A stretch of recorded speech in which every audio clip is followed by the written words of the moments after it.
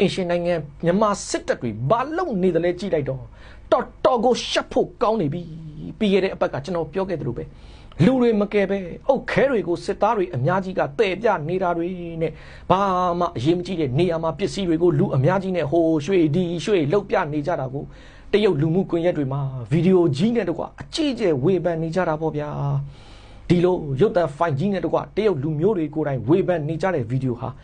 လူမှုကွန်ရက်တွေမှာအကြီးကျယ်ပြန့်နေလေအဘဆိုပြီးရိုးရင်းမျှော်နေတဲ့စစ်တပ် lobby တွေနဲ့စစ်တပ်ထောက်ခံတဲ့ဂျလုံးပလုံးအတူအဆရင်နာစာတွေကတော့သူတို့ကိုယ်တိုင်လဲရှက်ရကောင်းမှမသိပဲတခေါ်မှမဟရဲကြသလို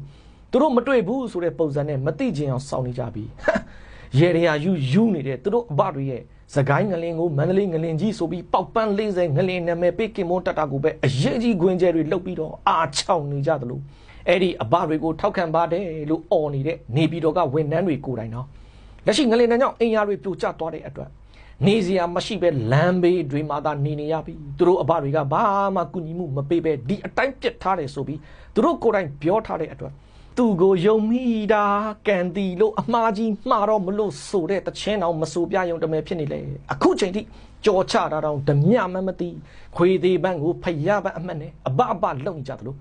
နောက်ဆုံးသူတို့ကိုယ်တိုင်ဒီဝတက်လို့အာကူသူကောင်မင်းအောင်လိုင်းနဲ့အတူမြေမျိုးသွားရင်တော့အဘရဲ့ငလင်နာမည်ပေးကင်မွတ်တက်ကအရန်လှတာပဲအဘရဲ့ငရဲပြီက welcome to အဝီစီစိုက်ဖို့ရှိရောက်ရင်လေအဘနဲ့အတူအမှတ်တရအနေနဲ့နာမည်ပေးကင်မွတ်တက်လေးတစ်ခုလောက်ကြရအောင်ဆိုပြီးတော့များပွားပြောနေအောင်မလားမသိပါဘူးဗျာကဲစကိုင်းငလင်မန္တလေးငလင်ဆိုပြီးအာကူတို့ကောင်မင်းအောင်လိုင်းတို့ဂျလုံးမလုံးစစ်အုပ်စုတိုက်ဘေးတင်လိုရဲနေရလိုနဲ့ကင်မွန်တက်ပွဲလုပ်ပြီးတော့တစ်ဖက်မှာလည်းသူတို့စစ်တပ်လက်အောက်ခံတွေကိုရေနနာတုတ်တွေကိုရဲတီတီကိုချင်းရွတ်ဖက်ခိုင်းတာပြင်ငှက်ပြောသည်တွေကိုအတိတ်တန်းပွဲထိုးပြီးတော့ရဲရတွေခြေခိုင်းနေတဲ့အချိန်မှာပဲအင်းတော်မြို့နယ်ဖလန်းမြို့နှစ်မြို့စလုံးဟာဒီတစ်ပတ်ထဲမှာပဲတပြိုင်နက်တည်းပါတော့မူသွားပြီပေါ့ဗျာကဲမှတ်ကြောခြေချင်းအောင်ကရဲရထက်ချေအောင်လေရဲရဆိုပြီးတော်လည်းရေးတက်တွေဘက်ကတော့ပြန်ပြောရမလို့ဖြစ်နေပြီ